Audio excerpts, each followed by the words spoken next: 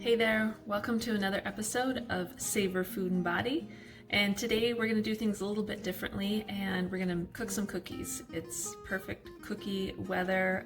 I'm in northeastern Oregon today and I was just thinking about how awesome it was to have our Savor Food and Body retreat about this time last year.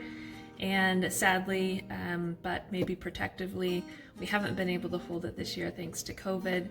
And so the recipe that I'm going to make today was just really one of my favorite from the retreat.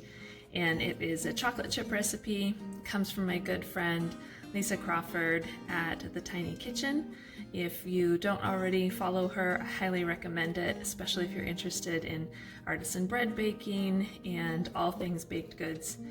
She really is a great culinary instructor and baker in her own right. So let's get started. Some chocolate chip cookies. Right, so for our ingredients today, we're going to use some chopped walnuts. If this might be dating myself, but if nobody has ever used one of these, it's fantastic. Nut chopper, way before food processors were a thing. It was one of my favorite tools as a kiddo to chop the nuts for my mom when we were making muffins and whatnot. We're going to use a dark chocolate bar. I just find it's cheaper to use actual bars of chocolate than getting the chocolate chips. Some brown sugar, we've got flour. I'm going to use some coconut oil today just because I like the flavor of chocolate and coconut together. And then some oats and spices and some eggs to hold it all together.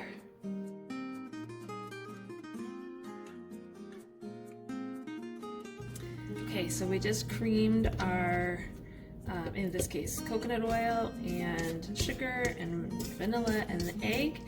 You could also be using butter too.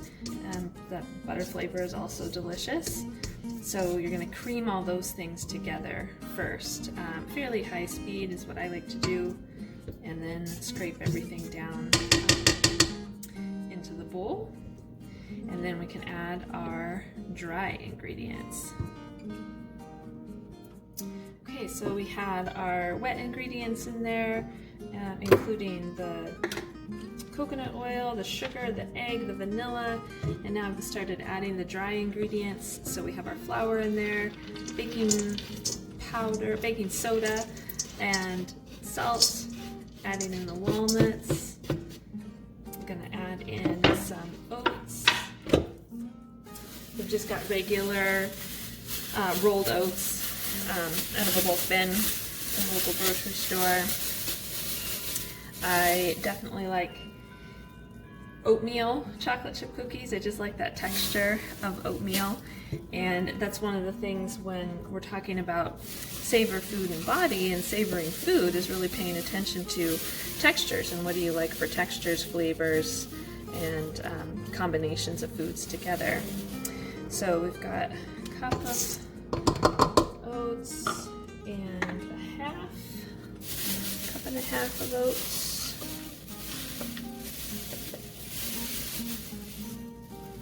This actually looks like it's about the rest of my bag, so I'm going to go ahead and toss in the rest of my bag.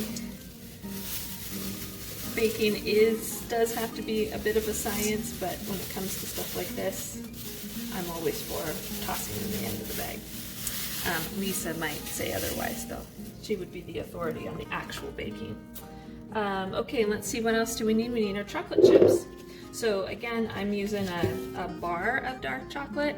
I just like using that versus the chips. I tend to like the flavor better of chocolate bars and then the regular Nestle's chocolate chips, a little bit richer flavor, but you do whatever you like in terms of chocolate. So I'm just going to use our nut chopper that I showed you before and chop this guy up.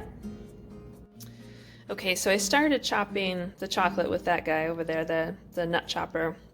It really wasn't working very well, and I think I've included this on a post before, but if you are not familiar with an ulu, that's what this is. It's a one-sided blade. It's beveled on one edge, and it's used mostly by Native Alaskan folks, and they do everything with it. Ulu means woman's knife, so I'm not quite sure how I feel about that delineation, but it is my knife of choice.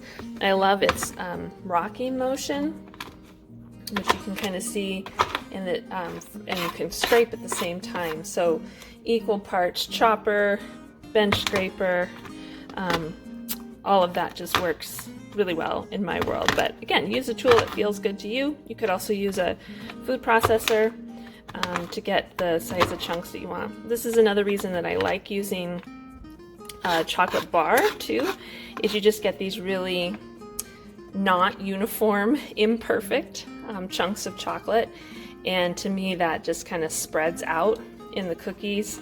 You get little chocolate flecks, and then you get some big chocolate chunks, and I like the way that texture gets created in the cookies.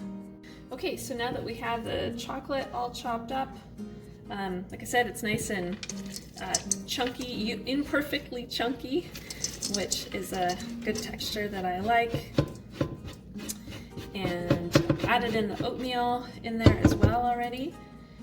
So now we have all those things there.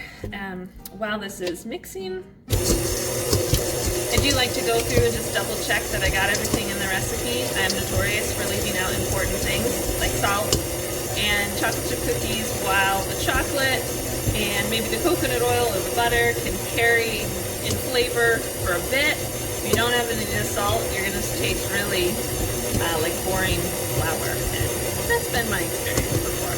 So this looks like it's getting mashed together all pretty well. And I'm just going to put them out in cookies, probably about a large tablespoon size. I like making bigger cookies, then I don't have to spend as much time rolling them out. And then I can eat a bigger cookie if that's what I want, or I can choose to eat less of it, or whatever my hunger is feeling like. So let's go ahead and get these on a sheet then. Okay, so I have my cookie sheet lined with parchment paper. And like I said, I'm using, this is actually more like a soup spoon probably. That's just the size scoop I prefer to use. If you have an ice cream scoop, that would even be easier. An ice cream scoop that's on the smaller side so that the cookies don't all run together. I have had that problem too, where I make them too big because I don't want to do too many batches, and then they all spread together and have a unicookie, which not a bad thing, but not what I'm looking for. So I make a ball about so big, and like I said, they will spread out. I'm kind of curious, this is the first time that I'm doing this with coconut oil, because that's what I had on hand, and like I said, I just like that flavor of coconut and chocolate, but it's the first time I'm doing it that way instead of using just butter. So I'm a little bit curious to see if their spread is going to be a little different. And you can see I'm spreading them out. I'll probably get 3 in a row on this sheet. Might need to make them a little bit smaller. We'll just see by the time I get them all out here and leaving room for spreading. So I'll get them all in the pan, throw them in the oven, and the oven's at 350 Fahrenheit, and they bake for around 12-ish minutes. I tend to go with my nose for doneness, but I usually set a timer for around 10 to 12 minutes to check them. So let's get them on the sheet and see what we've got. Okay, so while we wait for the cookies to come out and see how much spread they had and what they taste like, I want to tie today's episode back to last week's, where we talked about body stories. And body stories aren't just about body image, that's a huge part of it, but body stories also involve food stories too. So like I said at the beginning of today's episode, and that this recipe that I wanted to make today was really nostalgic for our Safe and Food and Body retreat that we had last year. Really amazing experience with a lot of amazing women that came to participate in that, both instructors and participants, and just really have fond memories about that. And I have fond memories of really enjoying these cookies that Lisa brought and made at the retreat. So having a fond connection to a certain recipe, a certain type of food, is also part of your body's story. And if you think about how you were feeling in your body when you were able to have that food, and what sensations came up in your body. when we've had a long history of dieting and a lot of food shame and body shame, food guilt, sometimes it can be really hard to remember pleasant body experiences tied to foods. But that's one of the goals of Savor Food and Body, is to be able to have that connection of savoring food and how that also feels in your body, and hopefully a pleasant experience.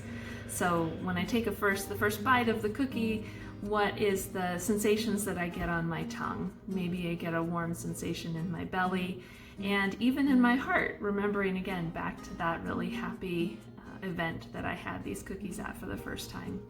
So I just want to invite you to, as you think about your favorite foods or favorite recipes, especially as we're getting closer to the holidays, how do those foods and recipes resonate in your body? Not just on your taste buds, but throughout the rest of your body. And I'll keep my fingers crossed for you that you'll have nothing but happy, pleasurable thoughts and feelings in your body as you enjoy some of your favorite foods and recipes going forward. So with that, let's go check on the cookies. They should be just about done. So the timer just went off, and I had initially set them for 10 minutes. So just wanted to be a little bit conservative on time and not to let them burn. So I'm gonna pull these out. They still look a little doughy. Yeah. Okay, we're gonna let them go for another couple minutes. Okay, so our cookies are done. They lasted for about probably 12-13 minutes, and they definitely spread more than I thought they were going to, so that could be the difference with the coconut oil. So there they are, and see, when to the touch, they're not smushing in like they were initially when we first checked them, so that's how I kind of know that they're done. I tend to like my chocolate chip cookies a little bit more on the gooier side on the inside, but not underdone.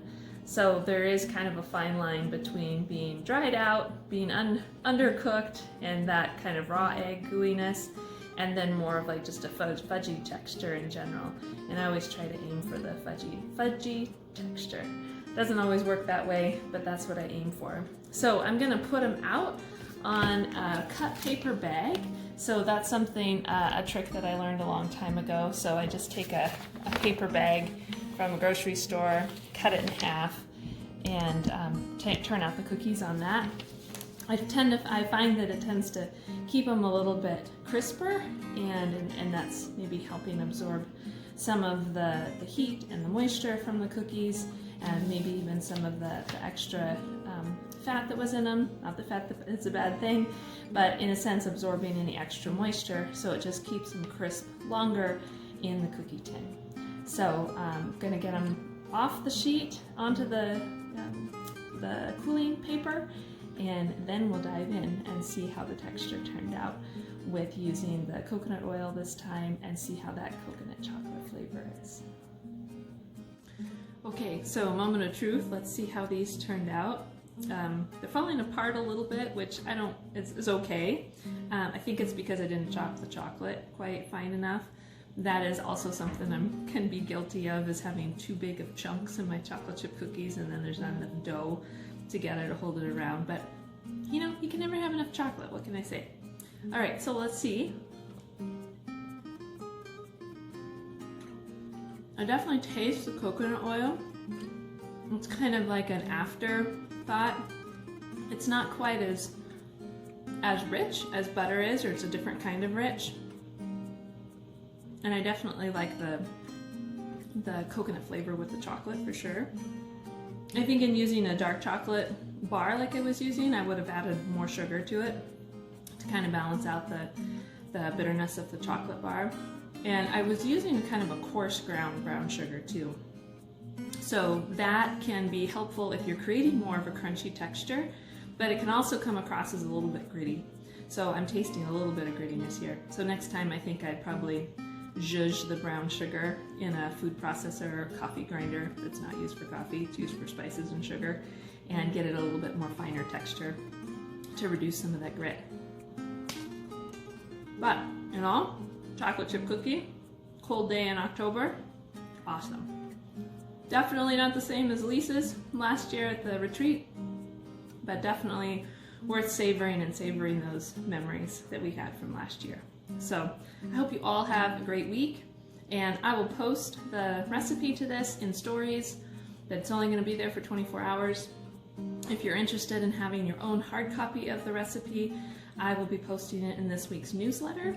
And if you're not already a member of the Alpine Insiders, to get weekly newsletters with fun tips and resources and definitely sign up. Go to alpinenutrition.org/contact and you can sign up there and be a member of the Alpine Insiders, where you get lots of extra free content. So hope you have a great week, and I will talk to you again soon. Take care.